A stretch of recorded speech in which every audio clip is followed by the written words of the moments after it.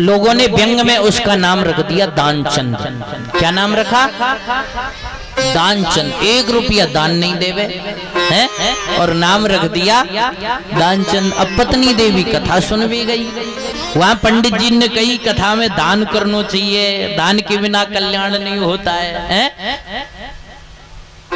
तन पवित्र सेवा किए, धन पवित्र किए दान, और मन पवित्र हरि भजन सो होत त्रिविध कल्याण। बोले दान करना चाहिए, बिना दान के कल्याण नहीं होता है। अब पत्नी देवी आते ही जैसे पति देव भोजन करवे बैठे हैं, पत्नी बगल में बैठ जाए और धीरे से बोले देखो जी कथा है रही है और देखो दान के बिना कल्याण नहीं होता है। अब पत्नी देवी को तो स्वभाव है, सबसे कड़वी बात जो होगी ना, जो पतियों को अच्छी नहीं लगती, वो ऐसे टाइम पे परोसेंगी जहाँ टाइम पति देव भोजन कर रहे होंगे। क्यों मास्टर जी है?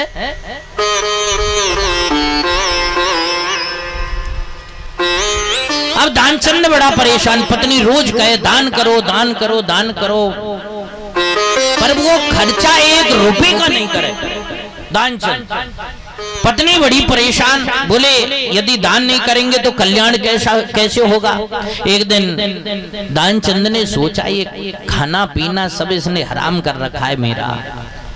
एक दिन आया और आते ही बोला तुम रोज दान दान करती हो, गंगा स्नान कर आऊं? पत्नी ने सोचा ये तो और भी अच्छी बात है, भाई दान नहीं कर रहे तो कम से कम गंगा स्नान करने जाएंगे, कछू तो निकलेगो हाथ है? अरे गंगा जी कछू तो सद्बुद्धि देंगी। बोली ठीक है गंगा स्नान करे। और बोले पर मैं बस में नहीं जाऊंगा, पैदल जाऊंगा। बस में जाऊंगा तो किराया लगेगा, खर्चा होगा, पैदल जाऊंगा, गंगा स्नान करूंगा और पैदल पैदल वापस आऊंगा। पत्नी ने कहा ठीक है आप जाओ। पत्नी ने बना के लड्डू और वो रख दिए, बढ़िया है, कम से कम अब जा तो रहे हैं भगवान की तरफ। क्योंकि पत्नी है जो पतियों को धर्म की तरफ ले जाती है, तभी तो पत्नी को कहा है धर्म पत्नी। क्या कहा है? पत्नियों को क्या कहा जाता है? धर्म पत्नी, जो स्वयं तो धर्म की तरफ अग्रसर होती हैं लेकिन अपने पतियों को भी धर्म की तरफ ले जाती हैं। अच्छा आपने धर्मपति सुना है क्या?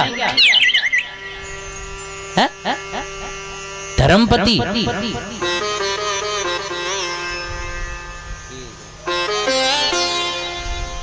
चल दिया पैदल पैदल, गंगा किनारे पहुंचा। अब गंगा जी पे तो पंडा जी तैयार रहे, टोपी पहन के हैं, धोती वोती लगा के, चकाचक माथे पे चंदन लगा के, और जजमानन को पकड़ते पकड़ते डोले पंडा जी है। आज जजमान, जैसे ही जजमान पहुंचे पंडा जी तुरंत कब्जो कर ले, आज जजमान भला हो, तेरा कल्याण हो, आ गंगा जी में आकर के। और अब उसने दूर से देखा, अरे भाई जहाँ तो बड़ो गजब को काम चल रहा है, यहाँ से दूर चलो है?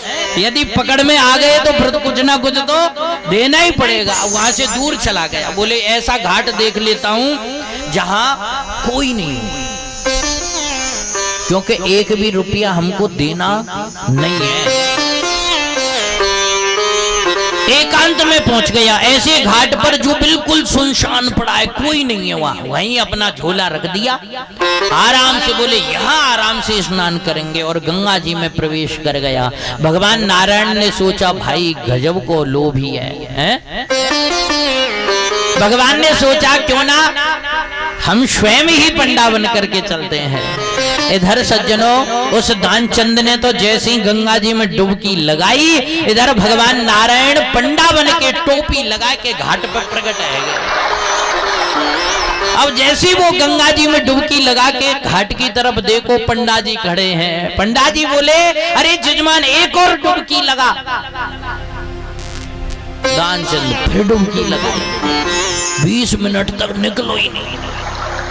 बोली ये सोचेगा कि ऐसी डुबकी लगाई भैगो गंगा जी में है, ये चला जाएगा पंडा। 20 मिनट तक श्वास रोक ली बेटा ने, और जैसे ही 20 मिनट के बाद देखो घाट पे तो पंडा जी तैयार खड़े जजमान के घाट है। अरे आ भाई जजमान, अब हो गए गंगा स्नान, बाहर आओ, अब तुम्हारे गंगा जी की पूजा करा देते हैं और संकल्प करा देते हैं, आओ जल्दी। हाथ पकड़ा जजमान का, गंगा जी ते बाहर लाए, घाट पे बैठा दियो, नारियल थाली सब तैयार पंडा जी के हाथ में। पंडा जी ने नारियल थमा दियो दानचंद के हाथ, बोले बेटा संकल्प करो। दानचंद बोलो महाराज संकल्प? बोले हाँ। देखो इस घाट पर पहली बात तो बहुत कम लोग आते हैं, और जो भी कोई आता है ना वो हमारी महीने 2 महीने की व्यवस्था कर जाता है। देखो भैया तुम्हारे से हम पैसे नहीं लेंगे, तुम तो ऐसा करो हमारे लिए राशन दिला दो, सूखा राशन है, आटा नमक मिर्ची मसाला ये सब दिला दो।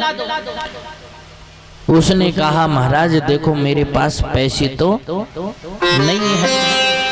पंडा जी बोले तो क्यों चिंता करते हो, पैसे नहीं है? पंडा जी ने तुरंत झोला में अपने में हाथ डालो, भई खातो निकालो।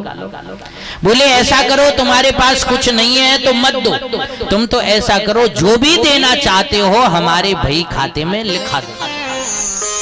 अभी नहीं है तो कोई बात नहीं, हम जब तुम्हारे पास आएंगे तब तुमसे प्राप्त कर लेंगे। उसने कहा ये ठीक है महाराज। उसने विचार किया देना तो है नहीं, लिखाने में अपना जा क्या रहा है? देना तो है ही नहीं, तो लिखाने में क्यों कम लिखाएं? उसने कहा महाराज लिख दो। पंडा जी बोले कितना लिखा? अरे लिख दो तुम्हारे हिसाब से। पंडा जी बोले तो भाई ये तो बता कितने लिखे हैं? बोले कम से कम 1100 तो लिखा ही दो महाराज, जामे अपनो जाकर।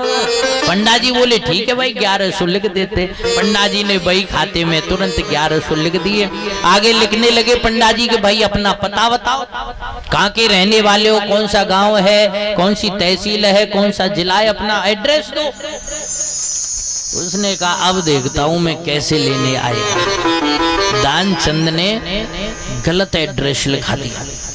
बोले इससे कौन सा पता चल रहा है बेटा, अब ढूंढते रहना है भाई, देना तो है ही नहीं। अब पंडा जी ने एड्रेस लिख लिया। दानचंद वहां से चलने लगा, वापस तर्पण कराया, पूजा कराई और पूजा संकल्प कराया, और संकल्प करा के दानचंद वापस अपने घर पहुंचा। इधर ये तो भगवान थे ना, इधर दानचंद घर में प्रवेश किया, पीछे ते ही पंडा जी प्रभु पंडा को रूप बना के द्वार पर प्रकट है गए, और द्वार से आवाज लगाई अरे जजमान दरवाजा खोलो। अब जाए के दानचंद खटिया पे लेट हुई हो, तब तक तो आवाज लगाए दी भगवान ने, अरे जजमान भाई दरवाजा खोलो। पत्नी दौड़ी दौड़ी द्वार पे आई, दरवाजा खोल के धीरे धीरे देखो पंडा जी टोपी लगा के, धोती कुर्ता चकाचक चंदन लगा के खड़े हैं। पत्नी बोली महाराज आप कौन हो? बोले हम पंडा हैं, गंगा जी से आए हैं, और हमारे जजमान कहाँ हैं? बोले महाराज रुको अभी आती हूँ। तुम्हारा दरवाजा बंद किया, दौड़ी दौड़ी पहुंची, बोले द्वार पे पंडा जी आए हैं। उसका दिमाग खराब, बोले गजब कर दिया इसने, ये तो पीछे से ही चला आया। उसने कहा ऐसा कर वापस जा और जाकर के कहना महाराज देखो अभी तो वो आपसे नहीं मिल पाएंगे, बहुत ज्यादा बीमार हैं, जब से गंगा जी नहा के आए उनका स्वास्थ्य बिल्कुल अनुकूल नहीं है, ठीक नहीं है। ऐसा करो महाराज अब तो आप वापस चले जाओ, फिर कभी आना। पत्नी पहुंची चाय के, बोली महाराज जब तक गंगा जी नहा के आए उनकी तबीयत बहुत ज्यादा खराब है, आप ऐसा करो अब तो वापस चले जाओ, फिर कभी आना। पंडा जी बोले क्या कहा देवी, हमारा जजमान बीमार है? बोले हाँ महाराज अब आप वापस चले जाओ। बोले ना बिल्कुल नहीं, अरे देवी हमारा जजमान बीमार और हम वापस चले जाएं? नहीं, जब तक हमारा यजमान स्वस्थ नहीं होगा तब तक हम यहीं रहेंगे, और यजमान के स्वस्थ शरीर के लिए हम भजन करेंगे जिससे वो जल्दी स्वस्थ हो जाएं। हे देवी हम वापस नहीं जाएंगे। अब पत्नी दौड़ी दौड़ी पहुंची, बोले जी का अभी जो बोलियो बाबा कह रहे हो पंडा, बोले हम यही रहेंगे। तुरंत खटिया से खड़ा हुआ, नीचे धरती में लेट गया। बोले तू जा रोती रोती, और रोती रोती जाके कहे कि वो तो मर जाए, देना नहीं है एक भी रुपया, चाहे कुछ भी हो जाए, मरना मंजूर है। अब पत्नी बेचारे पति ने कह दी रो तू तो। अब पत्नी रोए, रोती रोती जावे, पहुंची पंडा जी के पास। अरे महाराज कहाँ के गंगा जी भेजे मैंने, ऐसे गंगा नहा के आए महाराज, उनके तो प्राण पखेरु। पंडा जी बोले क्या कहा? बोले हाँ महाराज। और पत्नी रोई जाए रोई जाए।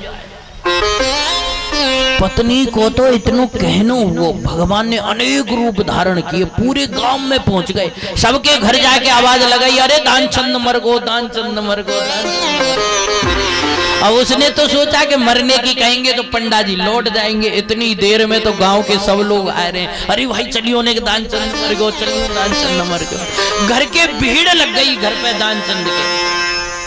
दानचंद के व्यवस्था करने लगे, लाओ भाई सामान लाओ। अब पत्नी को पकड़ पकड़ के दूर खींचे। अब पत्नी रोई जाए।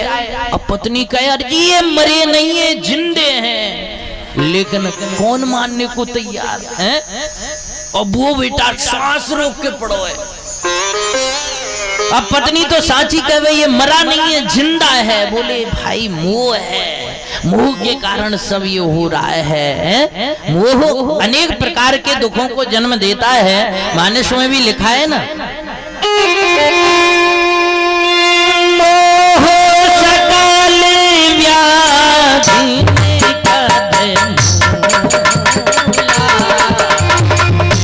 मोह सकल व्याधि करे मूला, यही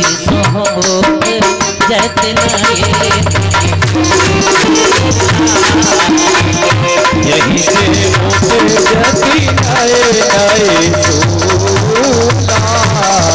अरे भैया मोह है, मोह के कारण ये सब हो रहा है, दूर हटाओ। अब लोग खींच खींच के पत्नी को दूर ले जाए। अब पत्नी रोए, सांची रोए, वो तो बेचारी कहीं मरो ना जिंदो है, लेकिन कौन माने हैं? अरे हटाओ भाई, दूर हटाओ, दूर हटाओ। और बांध के उसे लेकर के चल दिए जलाने पर। बेटा श्वास रोक के पड़ो है। बोले मर जाऊंगा, एक रुपया नहीं दूंगा पंडा जी को, चाहे कुछ भी हो जाए। पहुंच गए मरघटों में लेकर के, और मरघटों में जाकर के साहब बिल्कुल चिन दिया लकड़ियों पर उसको। अग्नि लगाने की गांव वाले तैयारी करने लगे। पंडा जी बोले भाई देखो ये हमारा यजमान है और हम इस समय मौजूद हैं, तुम कहो बस्ती वालों तो या के कान में मंत्र सुनाए दें। गांव वाले बोले महाराज ये तुमने बहुत अच्छी बात कही, एक रुपया इसने किसी को दान नहीं दिया महाराज, आप ऐसा मंत्र सुना दो जो इसका कल्याण हो जाए। पंडा जी गए, जाए के कान में धीरे से बोले अरे अब तो आंख खोल ले, अग्नि लगने वाली है। नहीं खोली। भगवान फिर धीरे से बोले अरे बावले मैं पंडा नहीं हूं, मैं तो नारायण हूं। तुरंत आंख खोली, आंख खोल के जैसी देखा टोपी फिर बंद कर। बोले झूठ बोल रहा है, पंडा नारायण बनना चाह रहा है। फिर आंख बंद कर ली। भगवान दूसरी तरफ गए, दूसरे कान के पास जाकर के बोले अरे बावले मैं सच कह रहा हूं, मैं पंडा नहीं हूं, मैं नारायण हूं। फिर आंख खोल के देखो, फिर पंडा दी को फिर बंद कर। भगवान बोले भाई बड़ो लोभी है? भगवान फिर दूसरे कान के पास पहुंचे और जाकर के बोले कि मैं तुम्हारे इस भाव से भी बहुत प्रसन्न हूं और तुम्हें जो चाहिए सो मांग लो। तुरंत खड़ा हुआ, बोले महाराज ऐसा करो पहले जो बही खाते में 1100 रुपए लिखे ना उनको हटा दो, उनको मिटा दो। अब बताओ भगवान को पाया और क्या मांगा है? बताओ ऐसे ऐसे लोभी है? दान का महत्व नहीं समझते हैं? दान करने का जब नंबर आए, भगवान ने जैसा हमको दिया है कभी पीछे नहीं हटना चाहिए। और दान करने वाले राजा बलि से प्रभु ने कहा कि राजन, मुझे केवल 3 पग भूमि चाहिए, गुरु को बुलाओ और संकल्प कराओ। राजा बलि गुरु के पास में पहुंचा और जाकर के बोला, गुरुदेव आज तो मैं धन्य हो गया हूँ, कृतार्थ हो गया हूँ, आज तो मेरा यज्ञ सफल हो गया है। हे गुरुदेव, एक छोटा सा संत द्वार पे आया है, पर गजब की बात तो यह है कि उसे मांगना ही नहीं आता।